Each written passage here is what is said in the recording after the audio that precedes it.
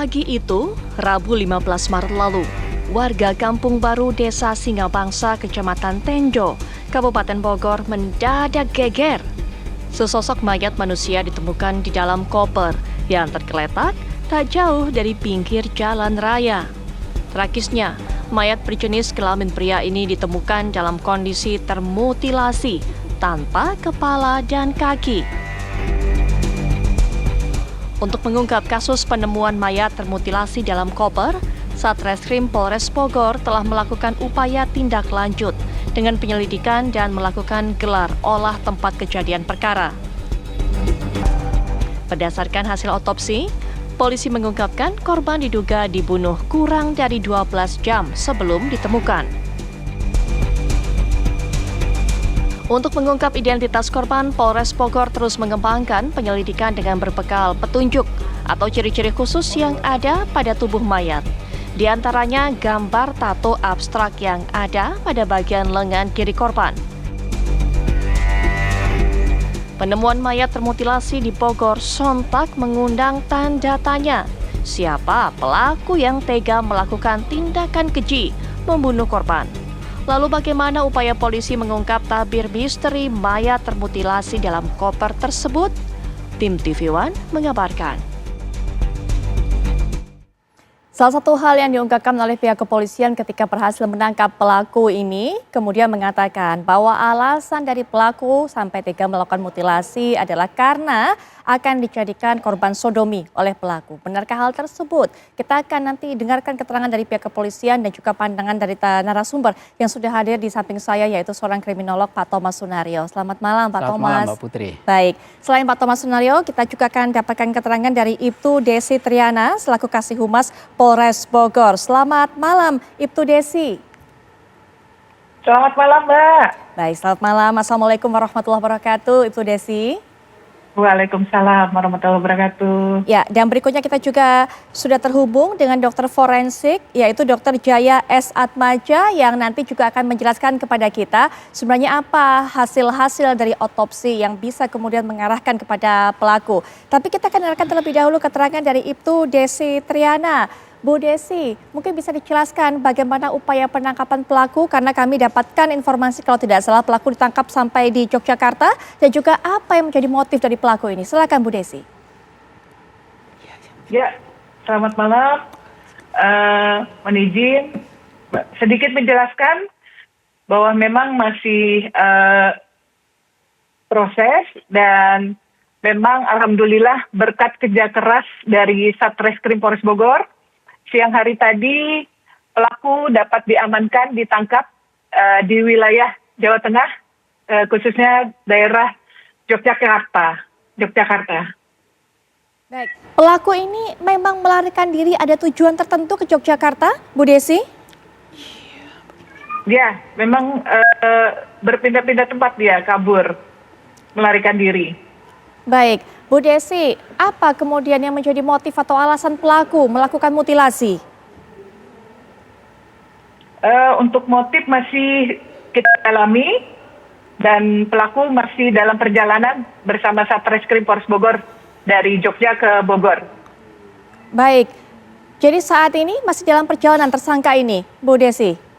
Menuju Betul, Bogor. Betul. Baik, Bu Desi sudah Betul. ada pernyataan jadi disampaikan oleh pihak kepolisian dan juga beredar di media-media termasuk media elektronik, media sosial, bahwa penyebab dari pelaku melakukan mutilasi ini adalah karena akan dijadikan korban sodomi atau akan disodomi oleh pelaku. Apakah itu betul, Bu?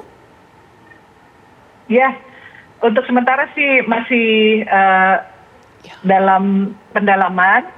Karena memang pengakuan dari pelaku baru itu aja, Mbak. Baik, Bu Desi, apakah di antara kedua orang ini pelaku dan korban saling mengenal? Nah, makanya itu masih didalami. Baik, ada informasi terbaru apa Bu? Mungkin yang bisa disampaikan kepada kami, kepada masyarakat, selain mengenai bahwa pelaku sudah berhasil ditangkap dan sedang dalam perjalanan menuju ke Bogor. Ya, dari pengakuan pelaku, untuk bagian kepala dan kaki dibuang di sungai di daerah Tangerang. Mohon maaf Bu, saya kurang mendengar. Di daerah mana Bu dibuangnya? Tangerang. Di Tangerang, Mbak. Di Tangerang. Di sungai, ya. Di sungai. Dan iya, di sungai wilayah Tangerang. Baik. Masuknya kan itu Tiga Raksa tembus ke Tenjo. Cukup jauhkah Bu jarak antara ditemukannya koper itu dengan tempat pembuangan ke kepalanya? Iya, cukup jauh, Mbak.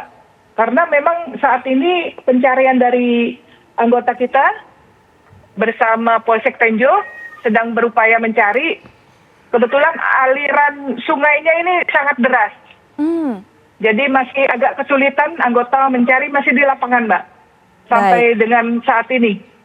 Baik, kita nanti akan dapatkan pendalaman kasus lagi dari Ibu Desi, tapi kita juga sudah terhubung dengan Dr. Jaya S. Atmaja selaku dokter forensik. Selamat malam, dokter. Malam, Bu. Baik, dokter, dari hasil-hasil otopsi ini, ya, dari hasil-hasil otopsi ini apa kemudian yang bisa didapatkan fakta-faktanya? Saya sih nggak otopsi, Bu. Saya cuman ngomong barangkali secara umum ya kalau pada kasus Betul. mutilasi.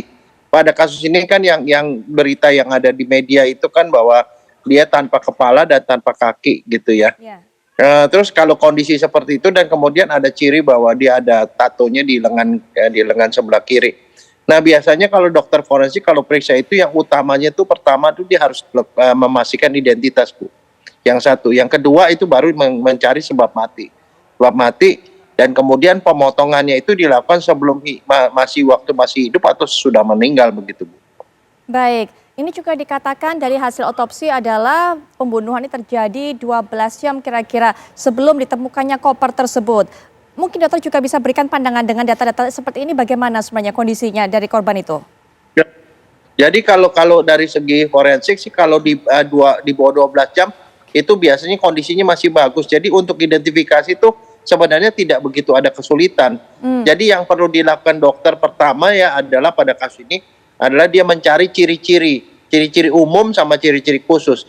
Ciri-ciri umum itu biasanya itu adalah jenis kelamin, tinggi badan ya, berat badan, kemudian terus umur begitu ya. Jadi umurnya kan diketahui dia laki-laki, terus kemudian tinggi badan, berat badan, yang sisanya itu apa yang ada, dan kemudian beberapa ciri. Nah, karena kepala nggak ketemu itu ya terpaksa ciri-ciri dari bagian lain, misalnya ada bekas operasi atau barangkali ada tanda-tanda jaringan parut atau apa. Tapi dari situ ya, nah, identifikasi yang utama tapi tetap harus dilakukan terhadap tiga hal, Bu. Yang utama ya, selain yang umum tadi, yang utama itu adalah sidik jari. Jadi tangannya kan masih ada. Jadi artinya masih bisa diperiksa sidik jari, itu bisa dicek sama kepolisian barangkali ya. Itu satu. Yang kedua adalah gigi. Gigi kan nggak ada karena kasus ini kepalanya belum ada ya. Jadi gigi nggak bisa, tapi DNA bisa, Bu. Jadi diperiksa DNA, golongan darah begitu ya. Tapi DNA kalau dari DNA juga kalau misalnya ada pembandingnya kita bisa memastikan siapa itu identitasnya, Bu. Baik, Orangnya. baik. Ya, korban juga sudah diketahui identitasnya, nanti mungkin juga bisa dijelaskan lebih lanjut oleh Bu Desi. Kemudian juga Dokter Jaya mungkin bisa menjelaskan bagaimana untuk bisa menelusuri jejak pelaku dalam jasad yang ada tersebut. Nah begini, biasanya kalau itu dilakukan penyerangan terhadap seseorang itu ya kan pasti meninggalkan bekas. Bekas yang pertama itu adalah bekas barangkali misalnya contoh ya kalau dia terlibat dalam perkelahian atau pergumulan itu biasanya ada kemungkinan di kuku-kuku jarinya itu barangkali dia sempat mencakar. Itu bisa ketemu tuh DNA atau darah dari si pelaku.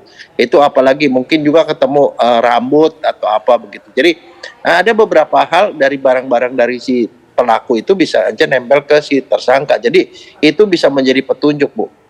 Baik, Pak Thomas bagaimana melihatnya? Orang ini kita masih tadi kalau kata Bu Desi masih dalam pendalaman. Apalagi pelaku ini kemudian juga masih dalam perjalanan tentunya ke Bogor untuk bisa dimintai keterangan secara resmi oleh pihak Polres Bogor. Tapi informasi ini sudah beredar bahwa kabarnya sejauh ini pelaku ini mengaku akan menjadi korban sodomi dari korban ini. Bagaimana melihatnya? Harusnya kan menyelamatkan diri, tapi ternyata masih ada waktu dia dan juga bahkan memutuskan untuk memutilasi, memotong-motong jasad dari korban. Ya, ini kan pengakuan pertama ya. Ya. Jadi seorang pelaku ini ya kemungkinan dia untuk meringankan perbuatannya ya. Jadi dia mempertahankan diri ya. Ya. Tapi saya kira penyidik nanti harus mendalami lebih jauh ya. Kenapa dia sampai begitu marah ya dan sampai berani memotong-motong ya? Apakah dia begitu sakit hati ya? Ada masalah ekonomi atau hutang piutang ya gitu ya. Nah, itu yang pertama. Yang sering kali terjadi kalau ini tadi ada sodomi ya, dan kemungkinan ya ini masih dugaan juga ya. Ya, masih kemungkinan semuanya. Bisa saja kedua belah pihak itu homoseksual ya. Dan seorang homoseksual ya, ataupun kalau perempuan itu apa namanya lesbian, itu kalau dia kemudian pacaran ya, kalau ini homoseksual kan laki-laki pacaran dengan perempuan ya, perempuan betul, itu marahnya lebih marah dari orang yang berhubungan heterogen antar pacarannya ini ya. Dia begitu marah ya, seringkali dia akhirnya pokoknya gua bunuh lo gitu ya ini. Nah, ini kita belum tahu juga apakah yang barangkali ya, ini kan dugaan yang punya pacar perempuan betul itu apakah dari si pelaku atau dari yang membunuh ya. Bisa saja sih mungkin dari yang pelaku, dia sudah lama ya barangkali, lalu dia ketemu perempuan lain, dia pacaran. Nah, waktu dia mau diajak berhubungan badan ya, sodomi, dia nggak mau ya, karena mungkin dia sudah di dalam pikirannya sudah berubah. Maka timbul kemarahan juga dari si yang dipotong-potong itu. Jadi semacam ada juga pembelaan dari pelakunya ini. Tapi nanti saya kira penyidik yang harus macam-macam faktor ya, karena tidak mungkin hanya satu faktor itu orang kemudian nekat untuk membunuh. Penyidik akan mengungkap lebih jauh kasus ini apa menjadi motif pelaku begitu, Pak Thomas. Tapi tadi kita dapatkan satu hal dari Pak Thomas, artinya ada kemarahan yang meluap, yang luar biasa, sehingga kemudian dia memutuskan tidak hanya membunuh, menghabisi nyawa, tapi juga motong-motong. Nanti kita lanjutkan Pak Thomas, termasuk juga salah satu hal yang didapatkan oleh pihak kepolisian selain berhasil menangkap pelaku, juga berhasil mengungkap identitas korban. Siapakah korban ini dan juga apa yang dilakukan sebenarnya? Nanti kita akan dengarkan penjelasan dari Ibtu Desi, tapi setelah jeda kami segera kembali.